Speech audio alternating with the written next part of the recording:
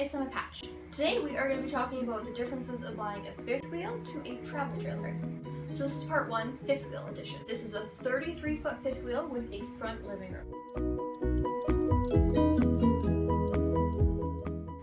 Okay, so let's talk a little bit more about what kind of camping you want to do and where you want to camp.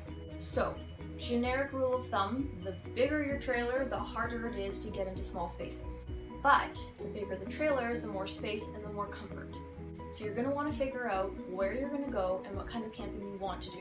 Are you going to be dry camping, or are you going to be fully plugged in at a park with septic and power? Let's talk about the pros and cons of this fifth wheel. Pro, it's huge, it's massive. You have your own living room up here. There's nothing like a front living room. It actually feels like a home.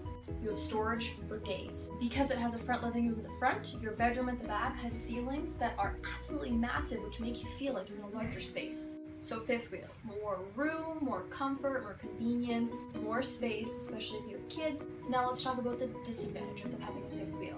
Number 1, it's going to be bigger. The smallest fifth wheel that you're going to find is going to be 24 feet. In a travel trailer, that's a pretty decent sized travel trailer. Number 2, you're going to need a bigger truck. Pull something this big, you're going to need at least a 3/4 ton, if not a 1 ton. Number 3, it's bigger to park. Whether you're bush camping and you need to pull this into somewhere really tight, or you're pulling into an RV park and you need to back this up into a tight little spot, fifth wheels are always going to be bigger. So you need to ask yourself, what kind of camping am I wanting to do and where am I wanting to go? Are you wanting to road trip down south and have all the comforts of home? Or are you wanting to squeeze into tight little spaces and, back country, go back road? Now, how many people are you going to travel with? Is it just you and your husband? Is it you and your husband and 3 kids and a dog? That is going to greatly affect the type of trailer that you should get on top of what kind of camping you do. Now that we've gotten a couple of the key questions that you're going to want to ask yourself before you start looking at a fifth wheel or a travel trailer, let's take a look at some of the benefits of having a fifth wheel. What I'm going to show you is the benefits of having a large, massive space. So this is a 33-foot, this is a huge fifth wheel, it's gorgeous. You have Corian countertops, you have a massive fridge, you have a front living room that's actually like a living room. If you're going out camping, you don't want to drag this thing down an old gravel road. If you were dry camping with something like this, you don't want to be taking it into small spaces, you don't want to be pushing through trees, you don't want to be scratching the side. This is large, it's in charge. This is the kind of camper you want to vacation with. You want to drive this across the country, you want to be able to pull right into a spot, you want to be able to open up all your slides with lots of nice room and space, plug it right in. You want to feel like you're at home even though you're halfway across the world. Without further ado, let me introduce you to the living room. Okay, so now we're in the living room. This is comfort. This is camping in style. These sofas are so comfy, it's unbelievable. This is nicer than my own living room. Do you want to sacrifice where you can go for what you can do?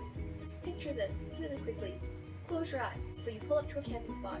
It's raining, it's dreary, it's cold, your feet are wet. No one likes their feet being wet. You're kind of grumpy. It's miserable outside. You get out of your truck, you pull up, you have to plug everything in, you have to hook everything up. It's not a nice time. This is your vacation. You're supposed to be having fun. Now, you come inside of your camper, you come up the stairs, you come up into your living room, you turn on your fireplace, and then grab a nice blanket and you sit down on the couch and you get yourself all comfy, pull your blanket up, maybe get your husband to make you a cup of tea, and then the heat starts to come from that fireplace, and you just put your little toes right up in front of that fireplace, and suddenly there's a smile on your face.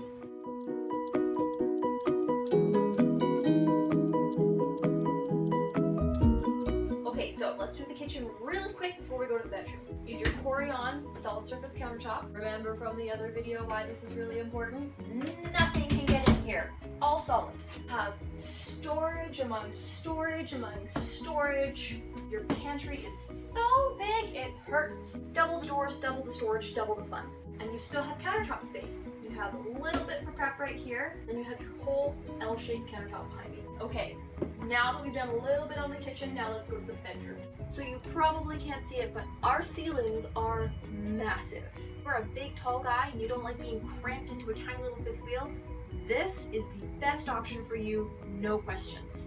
Of course, we have a king size bed. Who doesn't want a king size bed? In front of me, we have a massive wardrobe. We have his and hers closets, his and hers drawers, his and hers everything. And king size bed. Okay, so what have we learned today? This is the camper you take across Canada. This is the camper you take if you're going down to Arizona. What is this not a camper for? This is not a camper to be going off-road with. So, just to recap, where am I camping? What kind of camping am I wanting to do? And how many people are going to come with me? If you are interested in something like this, or you just want more information on this camper right here, either email me or comment on this video. And if you want an actual video made just for you on anything that we have, send me an email, comment on this video, and I will make something just for you. Thanks for watching, and I will see you next time on part 2, Travel Trailers.